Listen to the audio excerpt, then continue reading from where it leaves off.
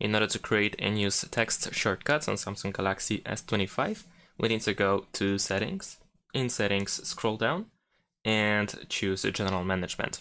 Over here, go to Samsung Keyboard Settings, and then you should be able to find text shortcuts over here. We can press this plus button in order to create a shortcut. For example, in the shortcut field, if I enter hi and then expanded phrase, I'm gonna type hello, then whenever I type hi, it will be replaced with hello.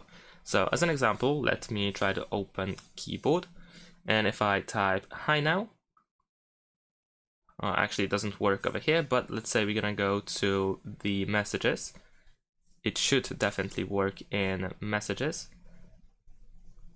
So let's see, if I enter hi, it is replaced with hello, as you can see over here. So this is how we can create and use text replacements. It is actually pretty easy, and this allows us to create pretty useful shortcuts where you can, for example, enter the text, the email phrase, and it will be converted to your actual email as an example. And that is it. Thanks for watching. Leave a like and subscribe to my channel, and see you in my next videos. Bye.